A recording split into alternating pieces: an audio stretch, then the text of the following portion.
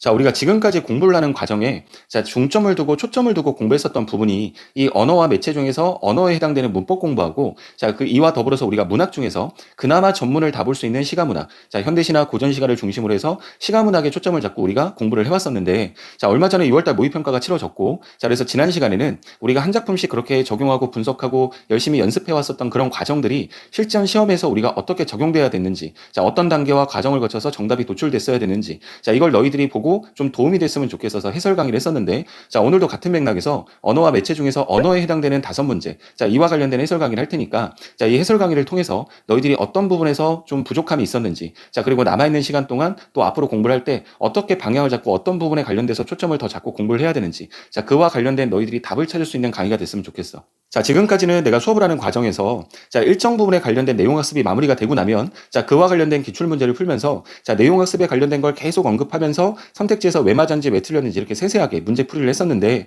자, 오늘은 일단 6월 모의평가라고 하는 이 실전의 상황에서 그 문제를 봤을 때 어떤 개념이 머릿속에 떠올라야 했었는지 자, 그리고 그 개념을 통해서 어떤 절차와 과정을 통해 문제를 해결했어야 되는지 자, 이게 초점이 되는 날이니까 자, 오늘은 세세한 문제풀이까지는 아닐 거야. 자, 그럼에도 불구하고 학생들의 머릿속에 일단은 개념의 공백이 있거나 내지는 어떤 이 학습적인 측면에서 공백이 있는 학생들이 있으니까 자, 그런 학생들은 이전에 찍어놨던 강의들 중에 어떠한 강의들을 좀 활용하면 그런 공백들이 메워지는지 자, 그와 관련된 안내를 할 텐데 자, 일단 오늘은 머릿속에 실전이라고 하는 그 상황을 좀 염두에 두고 자, 그리고 너희들도 시작을 했으면 좋겠고 자, 그 과정에서 너희들이 어떠한 생각들을 했었어야 되는지 자, 이걸 초점을 좀 잡고 봤으면 좋겠어.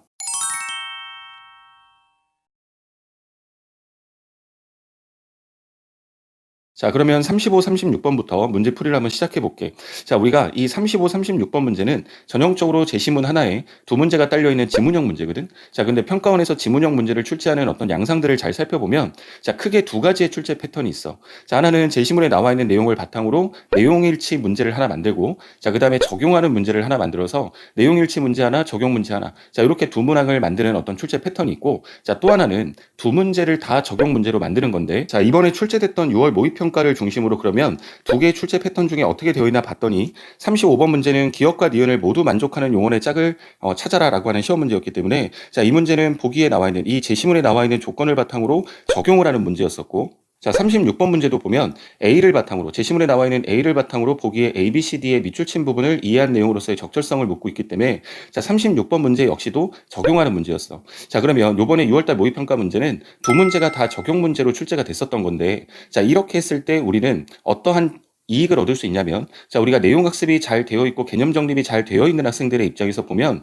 자, 굳이 제시문에 나와 있었던 정보에 의존하지 않고 자, 조건은 확인을 해야 되겠지만 제시문에 나와 있는 내용을 우리가 크게 기대지 않더라도 자, 우리가 배웠던 머릿속에 있는 어떤 내용적인 것을 바탕으로 이 두 문제를 해결할 수 있기 때문에 불필요한 시간 소비가 없고 굉장히 빠른 시간 안에 문제를 풀고 시간을 단축시킬 수 있다는 거야. 자, 실제 나도 자, 이 두 문제를 포함해서 전체 언어와 관련된 5문제를 푸는데 채 3분이 안 걸렸어. 자, 이렇게 말하면 뭐 넌 새끼야 그냥 뭐 선생이니까 그렇게 풀 수 있는 거지. 우리하고 어떻게 똑같냐. 자, 이렇게 반문할 수도 있을 것 같은데 자, 이거는 선생이고 학생이고의 문제로 우리가 판단할 수 있는 게 아니라 그 내용적인 부분이 머릿속에 있었냐 없었냐를 바탕으로 자, 그걸 판단할 수 있는 거지. 자, 그렇기 때문에 뭐 나는 선생이기 때문에 문제를 빨리 풀 수 있고 너희는 학생이기 때문에 그거보다 느리고 이런 차원이 아니거든. 자, 그래서 내용 학습이 잘 되어 있는 학생들한테는 이렇게 적용 문제 두 문제가 출제됐을 때 아주 너희들한테는 유리할 수 있는 그런 상황이다. 자, 이거는 머릿속에 담고 그렇기 때문에 내용 학습을 충실히 해야 된다는 거야. 자, 그리고 또 하나 이 문제에서 내용 학습을 충실히 해야 되는 또 하나의 이유는 뭐냐면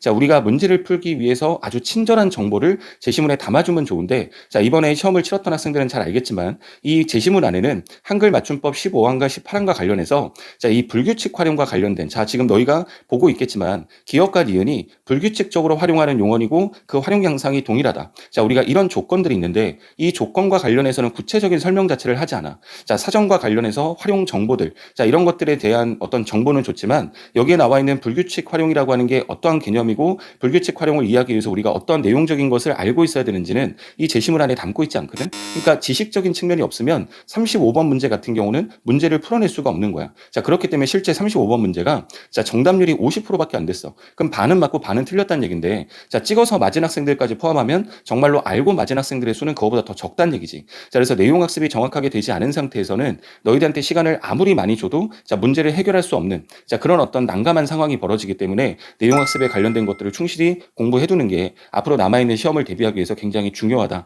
자, 이런 강조점을 하나 두는 거야. 자, 그러면 35번부터 자, 우리가 확인 한번 해보면 아까 전에 기억과 니은의 조건이 자, 기억의 조건은 불규칙 양상. 자, 불규칙 활용을 하는 용언이어야 되고 자, 니은은 그 활용 양상이 동일해야 된다고 했거든. 그러면 35번 문제를 보는 순간에 너희들 머릿속에는 어떤 생각이 들었어야 되냐면 불규칙 활용과 관련된 개념과 그 양상들을 따질 수 있는 어떤 지식적인 측면들이 머릿속에 떠올랐어야 됐어. 자, 그러면 일단은 우리가 불규칙 활용이라고 하는 건 어간과 어미가 결합하는 과정에서 자, 어간이든 아니면 어미든 아니면 어간과 어미 모두든 어떤 식의 변화가 생길 때 우리는 그걸 불규칙 활용이라 그래. 자, 근데 변화가 생기더라도 일반적인 우리의 의문규칙으로서 설명을 할 수 있다면 그 자체는 불규칙이라고 하지 않고 규칙이라고 하는데 자, 어떠한 우리의 일반적인 의문규칙으로 설명할 수 없는데도 불구하고 형태가 변할 때 우리가 이것을 불규칙 활용이라고 했거든. 자, 그런데 불규칙 활용은 자음의 어미와 결합하는 과정에서는 절대 확인할 수가 없어. 자, 모음의 어미와 결합하는 과정에서 양상이 변화가 생기냐 안 생기냐를 확인해야 되는데 자, 그러면 너희들 머릿속에는 지금 여기서는 기본형들만 단어의 짝을 줬기 때문에 이 기본형을 봐서는 확인할 수가 없었다. 자, 그러면 너희들 머릿속에는 대표적인 어미, 모음으로 시작되는 어미인 아나 어 정도.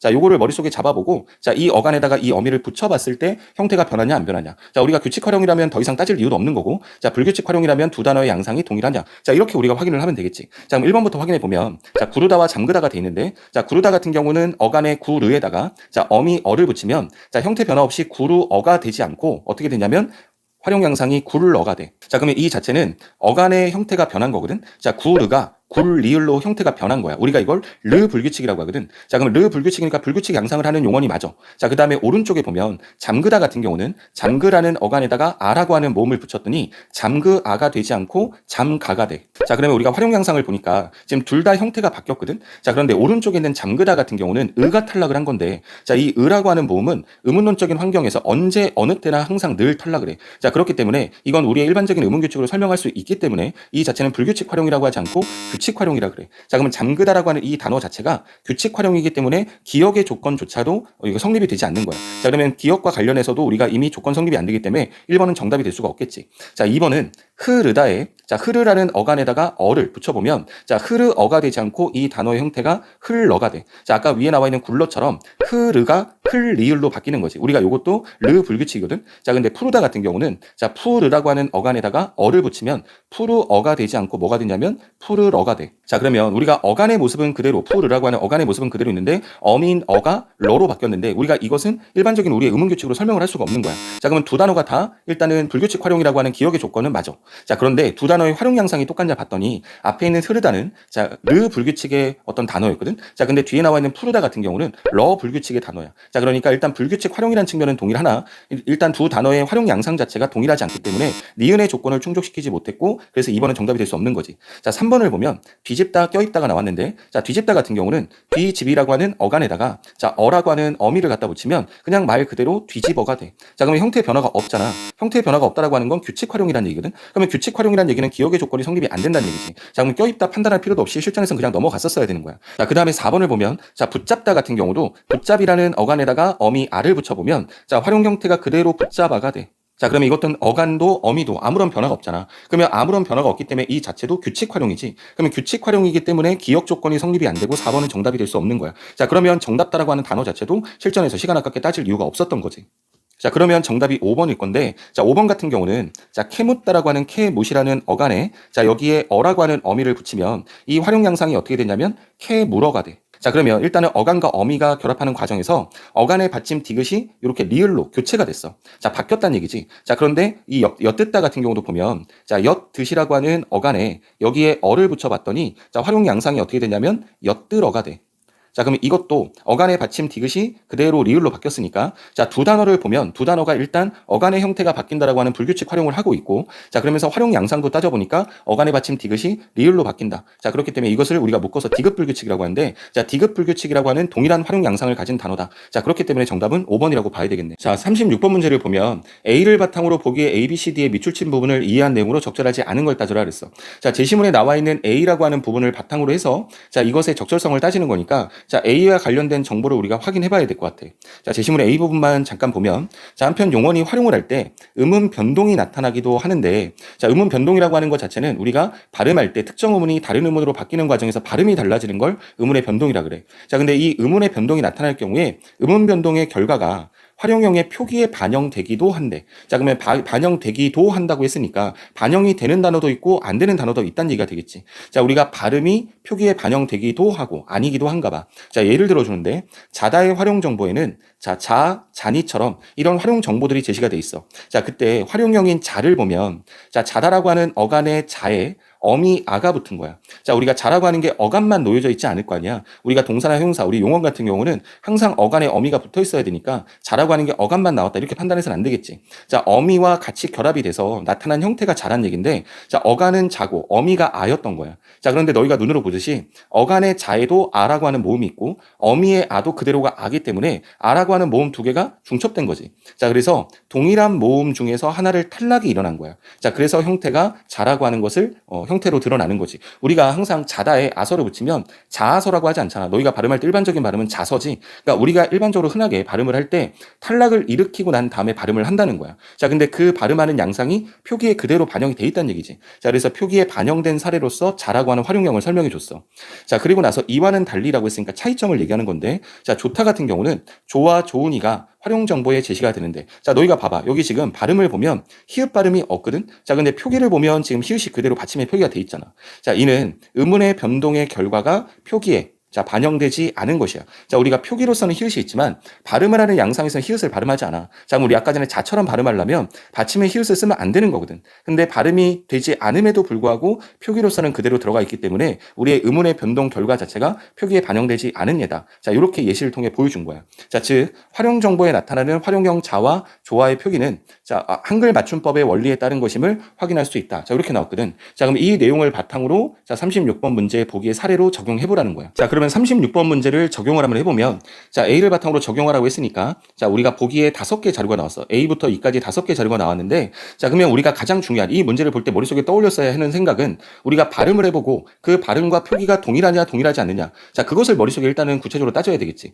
자, 그러면 A에 보니까 서인데, 자, 서라고 하는 것이 어떤 어간만 그렇게 나와 있지는 않았을 거 아니야. 우리 아까 전에 자처럼, 자, 서다라고 하는 서의 어간에 어미 어가 결합이 됐을 건데, 자, 어간에서도 어가 있고 어미에서도 어가 있기 때문에 자, 동음이 나타난 거고 이런 동음 중 하나가 탈락된 거라고 봐야 되겠지. 자, 그런데 우리가 지금 발음을 우리가 서라고 발음을 하는데 표기도 서라고 했으니까 표기에 반영이 된 거고. 자, 그러면 일단 탈락이 하나 일어난 것. 자, 그것이 표기에 반영된 것. 자, 1번은 적절하다고 말할 수 있겠네. 자, 2번 보니까 자, 꺼가 됐는데 이거는 어간의 끄다에 여기에 어를 붙인 거거든. 자, 근데 우리가 발음을 할 때, 자, 어라고 발음하지 않고 꺼라고 발음을 해. 자, 그럼 의가 탈락이 된 거잖아. 자, 그럼 일단 의라고 하는 모음이 탈락이 된 거고, 자, 우리가 발음할 때 끄어라고 하지 않고 꺼라고 발음을 하는데, 그렇게 탈락된 현상 자체가 그대로 표기에 반영된 것이다라고 했으니까, 자, 2번 선택지도 틀릴 수가 없는 선택지야. 자, 3번 보니까, 자, 기본형이 풀다인데, 이 풀다라는 풀 어간에다가 니를 붙여본 거야. 자, 풀이라는 어간에다가 니를 붙여봤더니, 자, 이 과정에 우리가 발음할 때도 풀니라고 하지 않잖아.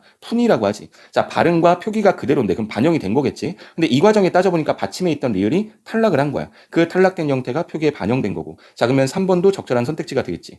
자, 4번 보니까 싸은이야. 자, 그러면 어간의 싸타에 여기에 은이가 붙은 건데, 자, 우리가 발음하는 과정에서 싸은이가 어떻게 발음이 되냐면 싸은이라고 발음이 돼. 자, 그러면 우리 아까 전에 조타에서도 봤지만 히읗 자체가 발음이 되지 않거든. 자, 발음이 되지 않은데 표기 자체는 히읗이 그대로 써져 있잖아. 자, 그럼 일단 표기에 반영되지 않은 것은 맞는 거야. 자, 그런데 지금 히읗 자체가 없어진 거지 다른 곳으로 교체가 된 게 아니잖아. 자, 그러니까 4번이 정답이 돼야 되겠네. 자, 5번 같은 경우도 어간의 자, 믿다라고 하는 어간에 자, 여기에 는이라고 하는 어미를 갖다 붙인 거거든. 자, 그런데 우리가 이걸 발음을 하면 발음 자체가 믿는이라고 비음화가 돼서 발음이 돼. 자, 근데 발음이 민는이라고 발음이 되는데, 자, 표기 자체는 그렇게 발음되는 대로 쓴 게 아니라 그대로 디귿 받침을 썼어. 자, 그럼 표기에 반영되지가 않은 것이 맞는 거고, 그 다음에 원래 디귿이라고 써져 있지만 발음은 니은이 된 거니까, 자, 교체가 일어난 거지. 자, 디귿이 니은으로 교체가 됐는데 그 자체가 표기에 반영되지 않았을 뿐인 거니까. 자, 그러니까 5번 선택지는 맞는 거고, 자, 그렇기 때문에 정답은 4번이 정답이 돼야 되는 거였어. 자, 그 다음에 우리 37번 문제를 보면 학습 활동을 수행한 결과로 적절한 것. 자, 근데 보기를 보니까 아래 그림에 따라 자료의 가나다라를 분류할 때, 자, 요 C 자리에 해당되는 것만 있는 대로 골라봐라 라고 했거든. 자, 그러면 C의 조건에 도달하기 위해서는 어떤 조건들이 지켜져야 되는지 우리가 과정을 봐야 되잖아. 자, 근데 자료에서 안긴 문장이 아는 문장의 서술어로 쓰이고 있지 않아야 하지. 자, 근데 안긴 문장, 아는 문장 나오는 이 순간에 너희들 머릿속에 뭐가 생각돼야 되냐면 문장의 짜임새. 아, 이건 아는 문장, 안긴 문장을 판단할 수 있는 머릿속에 내용을 떠올려야 되는 거구나. 이 생각을 했었어야 돼. 자, 그리고 요 과정에서 지금 이 박스 안에 우리가 금방 봤었던 이 부분이 자, 서술의 역할을 하는 거니까 서술절에 해당되는 거구나. 자, 그러면 서술절이 아닌 것을 찾아야 하네. 자, 이런 머릿속에 판단이 이루어지면서 문제를 봤었어야 돼. 자, 그러면서 또 하나의 조건이 있는데 자, 안긴 문장이 아는 문장에서 체온을 수식하고 있는가. 자, 그러면 체온을 수식하는 어떤 성분, 역할을 우리가 관형어라고 하는데 관형어의 역할을 하는 절이니까 관형절이 돼야 되거든. 자, 그러면 이 관형절이 아니어야 되는 거야. 자, 그럼 우리가 시에 도달하는 최종 조건을 머릿속에 생각해보면 자, 서술절이 아니면서 관형절이 아닌 것이 시여야 된다는 얘기인 거지. 자, 그러면 일단 우리가 자료에서 서술절과 관형절을 제외한 나머지가 정답이 되겠구나. 자, 이렇게 과정을 머릿속에 생각을 했었어야 돼. 자, 그런데 우리가 안긴 문장을 머릿속에 판단할 때 주어와 서술을 갖춘 문장이 어떤 전체 문장 내에서 어떤 역할을 담당할 때 그 역할을 중심으로 판단하는 거지만 절표지라고 하는 게 있다 그랬어. 물론 서술절은 절표지가 없어. 자, 그러면 역으로 생각하면 어떤 특정한 절표지가 없는 것이 서술절이다. 이렇게 판단을 해도 되거든. 왜냐하면 나머지 절들이 전부 다 어떤 절표지를 가지고 있기 때문에. 그럼 일단 절표지를 보고 관형절의 절표지나 내지는 서술절은 절표지가 없으니까 절표지가 없는 것들이 눈에 보이면 서술절과 관형절이니까 정답이 될 수 없는 거잖아. 그리고 나머지가 그러면 서술절과 관형절을 피해서 만들어졌는지 이런 것들을 머릿속에 빠릿빠릿하게 생각을 했었어야 된다는 거야. 자, 그럼 일단 가나다라 요 네 개의 자료에서 우리가 지금 시에 해당되는 것을 따지라고 했으니까 자, 먼저 봐보면 노래를 부르기. 자, 여기 기라고 하는 명사절의 절표지가 나왔거든. 자, 근데 그 뒤에 주격조사 가를 붙였어. 자, 그러면 명사절이 지금 가라고 붙였으니까 조사 가를 붙였으니까 주어 역할을 하는 거지. 자, 그러면 서술어 역할을 하는 것도 아니고 채우는 수식한 역할도 아닌 거야. 자, 그러면 일단은 가가 답 속에 들어가야 될 거거든. 자, 근데 지금 보니까 3번하고 5번은 가가 들어가 있지 않아. 그러면 너희들 손 놀지 말고 이렇게 판단한 게 있으면 거기에 해당되지 않는 것들을 지워내라는 얘기지. 실수하지 않기 위해서. 자, 일단 우리가 가는 판단을 했어. 나를 보니까 자, 이 마당에 아무도 모르게 꽃이 피었다. 자, 공부가 된 학생들은 머릿속에 떠올랐겠지. 개라고 하는 게 부사절의 절표지야. 자, 근데 지금 위에 자료를 보니까 서술절과 관형절이 아니어야 된다 그랬거든. 자, 근데 부사절은 서술절도 관형절도 아니잖아. 자, 그럼 나에 해당되는 게 들어가야 하는 거야. 자, 피긴 폈는데 어떻게 폈냐면 아무도 모르게 핀 거야. 이렇게 부사절이거든. 그리고 부사절의 절표지인 개까지 정확하게 보여줬다고. 자, 그러면 지금 정답 안에 들어가야 되는데 나가 들어가야 되거든. 근데 1번 보니까 나가 없어. 자, 그러면 다를 보니까 자, 나는 동생이 오기 전에 학교에 갔다 이렇게 돼 있어. 자, 기라고 하는 명사절의 절표지를 가지고 있어. 자, 근데 명사절은 여러 가지 문장 성분을 담당할 수 있기 때문에 얘가 어떤 역할을 하냐. 자, 동생이라는 주어와 오다라는 서술어 자체가 이렇게 뭔가 하나의 특정 성분의 역할을 하는데 어떤 역할을 하냐 봤더니 뒤에 나와 있는 전. 자, 우리가 전이긴 전인데 동생이 오기 전이야. 자, 근데 전이 명사거든. 명사는 체온이잖아. 그러면 체온을 수식하는 역할을 했기 때문에 얘는 C자리에 들어갈 수가 없는 거지. 자, 그러면 다가 들어가면 안 되는 거니까 정답은 2번이 돼야 되겠네. 자, 38번 문제를 보면 자, 보기에 기억부터 시옷에 대한 이해로 적절하지 않은 것을 따져라. 근데 보기를 보니까 같은 동아리에 소속된 후배 부원 둘과 선배 부원의 대화 장면이래. 자, 보기 속에다가 전형적인 담화 장면을 주고 그 담화 속의 표지들을 중심으로 적절성을 판단하라는 문제거든. 자, 근데 뭐 과거에 기출됐던 문제들에도 이런 문제 유형들이 많았고 자, 너희들의 학습적인 공백들이 있어서 선택지를 따지는 과정에 일부 선택지가 까다롭게 느껴질 수도 있긴 하겠지만 자, 전반적으로 일반적으로 생각해보면 이 문제 난이도가 그렇게 높은 문제는 아니야. 자, 그런데 너희들한테 이 문제와 관련해서 조언 하나만 잠깐 하고 가자면 자, 이렇게 담화를 보고 난 다음에 선택지를 따져야 되는 문제에서 자, 너희가 보다시피 기억부터 시옷까지가 지금 밑줄이 많잖아. 자, 근데 우리가 담화의 내용을 다 보고 난 다음에 선택지를 따지면 기억, 니은, 디귿, 리을 이렇게 보는 순간에 또 그랬었나 하고 위에 올라가서 확인할 수밖에 없거든. 이렇게 불필요한 시간 소비가 많아지는 문제야. 자, 그래서 그런 불필요한 시간 소비가 없으려면 이 보기 속에 나와 있는 담화의 상을 읽어가는 과정에서 기억부터 시옷이 나오는 그 자리에서 앞뒤 문맥적 흐름을 판단해서 거기서 바로바로 선택지를 제거하면서 가야 돼. 자, 그렇지 않으면 필연적으로 이 문제는 시간 소비가 또 생길 수밖에 없는 문제고 자, 그렇게 되면 그렇게 제한된 시간 안에서 너희들이 허둥댈 수밖에 없는 거거든. 자, 그래서 이렇게 난이도가 높지 않은 문제에서 불필요한 시간 소비가 없으려면 바로 문맥을 통해서 확인하고 가라. 자, 이런 조언을 좀 하고 자, 그러면 일단은 보기에 맞춰서 한번 확인해 볼게. 보기를 통해서 적절한지. 자, 같은 동아리 소속된 후배 부원 둘과 선배 부원의 대화 장면이야. 자, 선배가 학교에서 열린 회의는 끝났니? 라고 물어봤어. 자, 기억을 확인하러 1번을 봤더니 니은과 연결이 돼 있어. 자, 그럼 니은까지를 확인하고 나서 볼게. 자, 네, 조금 전에 끝났어요. 자, 수고했어. 학교에서 우리 동아리 활동 지원 예산안에 대해서 뭐라고 해? 라고 했거든. 자, 1번 선택지를 보니까 기억과 니은은 문장 성분이 서로 다르대. 자, 확인해 볼게. 자, 1번은 기억에서 보니까 자, 학교에서 열린 회의. 자, 그러면 학교에서 회의가 열린 거고 자, 열리긴 열렸는데 학교에서 열린 거니까 이거는 회의가 열린 장소, 부사어에 해당이 되는 거야. 문장 성분상 부사어에 해당되는 건데 자, 니은을 보니까 학교에서 우리 동아리 활동 지원 예산안에 대해서 뭐라고 하는 주체로서 쓰인 거잖아. 자, 그러면 니은은 주어로서 기능을 하고 있는 거지. 자, 에서라고 하는 게 주격 조사에도 에서가 있고 부사격 조사에도 에서가 있기 때문에 문맥적 흐름을 잘 봐야 돼. 어떤 문법적인 측면에서 판단하기 위해서 문맥 안에서 결정이 되는 거니까. 자, 근데 우리가 확인해 봤더니 기억은 부사고 니은은 주어네. 자, 그러면 문장 성분이 서로 다르다라고 하는 1번 선택지는 틀리지 않지. 자, 그다음에 후배 2 이어서 보면 자, 지난번에 저희가 선배님과 함께 제안했던 예산안은 수용하기가 힘들다고 했어요. 자, 학교에서 수용하기 힘들다고 얘기했겠지. 자, 그랬더니 선배가 우리가 제안한 예산안이 그렇게 무리한 건 아니었을 텐데 라고 했거든. 자, 근데 우리라고 하는 건 복수의 개념이고 화자가 포함된 복수의 개념이잖아. 2번 선택지를 보니까 디귿에는 화자와 청자가 모두 포함되어 있다. 자, 화자인 선배와 청자인 후배 1, 2가 다 포함되어 있다. 자, 틀린 얘기 아니지. 자, 그 다음에 이어서 보면 자, 후배 1이 자, 그런데 학교에서는 자신의 형편을 감안해달라는 동아리가 한둘이 아니라면서 우리의 제안을 수용하기가 쉽지 않다고 했어요. 자, 미음에 보이는 우리는 앞에서 봤던 우리하고 똑같은 우리일 건데 자, 리을과 관련된 거. 자, 3번 선택지에 리을 보니까 리을은 뒤에 있는 동아리를 가리키는 말이래. 자, 그런 거 확인해 봤더니 동아리가 자신의 형편을 감안해 달라라고 얘기를 한 거잖아. 그러면 여기서 이 자신이라고 하는 것은 동아리겠지. 자, 그러면 이렇게 3번은 자, 이렇게 동아리를 가리키는 말이다라고 하는 선택지 자체가 틀릴 수가 없어. 자, 3번도 적절하고. 자, 이어서 보니까 서로 만족할 만한 결과를 얻기가 쉽지 않겠구나. 자, 고생했어. 지도 선생님께 말씀드려 볼게라고 했는데 여기서 말하는 서로 4번 보니까 서로는 자, 학교와 우리를 모두 포함해서 가리키는 말이다라고 했는데 자, 서로라는 말은 일단은 예산안을 제안했던 이 동아리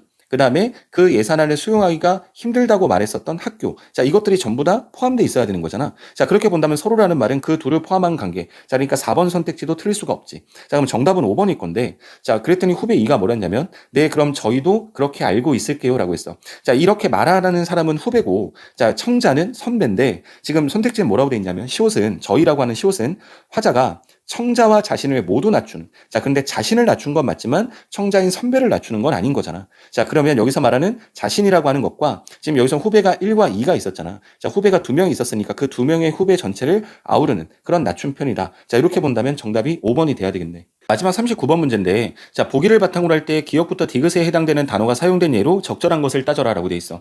자, 보기에 선생님이 뭐라고 하셨냐면 신체 관련 어휘는 신체 부위를 나타내는 중심적 의미가 주변적 의미로 확장이 될 수 있다. 자, 이때 소리는 같지만 중심적 의미가 다른 단어와 잘 구분해 써야 되는데 자, 그렇다면 아래에서 자, 이러한 의미 관계를 확인해 보자라고 했거든. 자, 그럼 너희가 읽으면서 판단을 했겠지만 기억과 니은은 다이 관계를 얘기하는 거야. 자, 그다음에 그것과 디귿의 관계를 따질 때는 우리가 동음이 관계라고 하지. 자, 그래서 우리가 지금 밑에 예시를 보면 코 1과 코 2 이렇게 발음이 자, 발음만 동일할 뿐이지 뜻이 전혀 다른 중심적 의미가 전혀 다른 이 관계를 우리가 동음이 관계라고 하고 자, 그다음에 코 1을 보면 다시 뜻이 두 가지가 돼 있는데 우리가 여기서 포유류의 얼굴 중앙에 튀어나온 부분 자, 요게 중심 의미가 되겠지. 자, 근데 우리 아까 보기에서는 그 중심 의미가 주변 의미로 확장될 수 있다고 했잖아. 자, 그래서 그 콧구멍에서 흘러나오는 액체라고 하는 이렇게 주변적 의미까지. 자, 그러면 코 1은 중심 의미와 주변 의미를 다 가지고 있으니까 다이어고 자, 코 2는 하나의 의미만 갖고 있으니까 다이어가 아니야. 자, 그런 코 1과 코 2가 자, 동음이 관계다. 이렇게 판단하면 되겠네. 자, 우리가 이렇게 판단해 놓고 자, 조건에 맞게끔 판단해 보면 1번에 자, 1번하고 2번은 기억과 관련된 거거든. 자, 그러면 신체 부위를 나타내는 중심적 의미. 자, 그러면 이 부분에 해당되는 그것이 예시가 쓰여야 될 텐데 자, 1번 보니까 묽은 코가 옷에 묻어라고 했는데 더 이상 읽을 필요가 없지. 이것은 액체와 관련된 거니까 중심 의미가 아니라 주변 의미를 쓰인 거야. 자, 그 다음에 2번 보니까 똑같이 기억인데 어부가 쳐놓은 어망에 코가 끊어졌다. 이것도 신체 코가 아니잖아. 자, 그러면 1번과 2번은 기억의 조건에 해당되지 않기 때문에 정답이 될 수가 없어.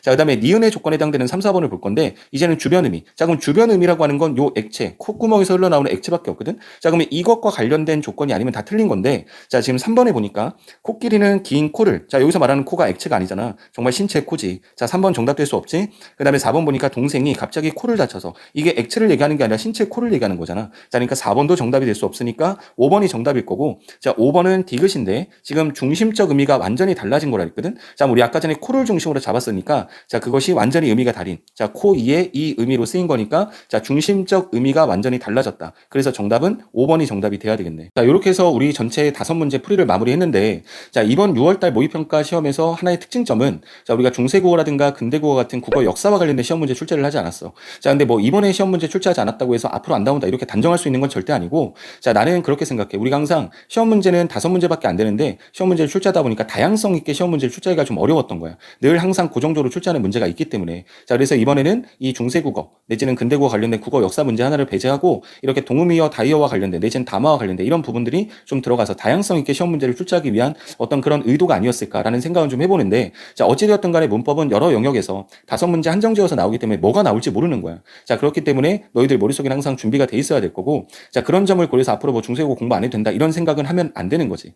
자, 이렇게 해서 우리 전체 마무리를 하고, 내가 너희들한테 처음에 시작할 때 뭐라고 했었냐면, 내가 오늘 자세한 문제풀이까지는 되게 어려울 듯 하니까, 자, 학습적인 공백이 있는 학생들은 어떻게 활용하면 좋을지, 어떤 강의들을 좀 활용하면 좋을지 내가 조언을 좀 해준다고 했었는데, 자, 일단 35번 문제는 불규칙 활용과 관련된 그런 학습적인 내용들이 뒷받침이 돼야 문제를 풀 수 있었잖아. 자, 그런데 내가 찍어놨던 강의 중에 2-6교시, 2-7교시 이 두 개에 불규칙 활용과 관련된 모든 것들을 다 담아놨거든. 자, 그래서 두 개 합치면 분량이 40분 조금 넘을 건데 40분 정도를 투자해서 너희가 시험장에서 발목 잡히는 그런 상황을 면할 수 있다면 충분히 투자해야 되는 시간이라고 생각해. 자, 그래서 보고 또 보고 하면서 반복하면서 꼭 숙지를 하고, 그 다음에 36번 문제는 의문의 변동과 관련된 문제였는데 지금 진행을 하고 있는 상황이니까 그 진행 상황에 맞게끔 너희들이 따라오면서 너희들 숙지를 좀 하면 될 것 같고, 자, 그 다음에 마지막 37번 문제가 관련된서는 이 아는 문장, 암긴 문장과 관련된 문장의 짜임이 너희들이 가장 힘들어하는 거고 너희들이 좀 까다로워하는 부분이야. 자, 그래서 내가 찍어놨던 강의 중에 16교시, 17교시, 자, 여기에 아는 문장, 암긴 문장을 기능과 역할 중심으로 해서 아주 자세히 다뤄놨으니까, 자, 그것도 다 합쳐봐야 1시간 조금 넘을 거야. 자, 근데 그것들을 투자해서 너희들이 얻어내서 시험에서 편안하게 문제를 대처할 수 있고 해결할 수 있다면 충분히 시간 투자를 해야 되는 시간이라고 생각하니까, 자, 너희들이 나랑 지금 해설 강의를 듣는 이 과정에서 부족한 부분들이 어느 특정 문제에 있었다면 내가 지금 조언해줬던 그 문제를 가서 너희들이 확인하면서 복습을 좀 챙겼으면 좋겠어. 자, 그러면 우리가 이렇게 부족한 부분들을 점검했고 그 과정에 어떤 문제점들 내지는 공백들을 좀 채우고 나면 우리가 실전에서는 좋은 결과를 받지 않을까.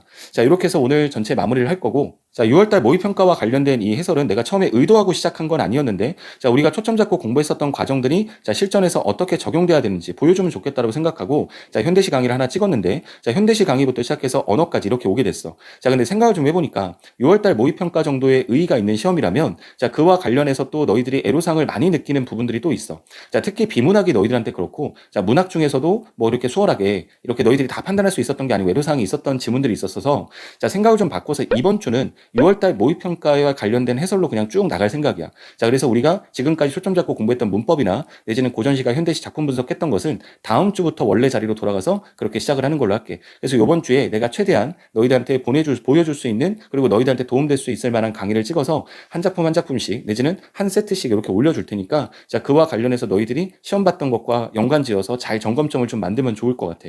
자, 그래서 오늘도 5문제 풀이한다고 고생 많이 했고, 자, 점검점 잘 만든 것들을 중심으로 약점 보완하고 그 다음에 안내해줬던 강의를 통해서 너희들이 부족한 부분들 채워서, 자, 우리는 실전에서 시험을 잘 보는 게 중요한 거기 때문에, 자, 그날을 머릿속에 염두에 두고 앞으로 또 공부하는 과정들을 이어가야 될 것 같아. 자, 공부한다고 고생 많이 했고 오늘 수업은 여기까지 할게.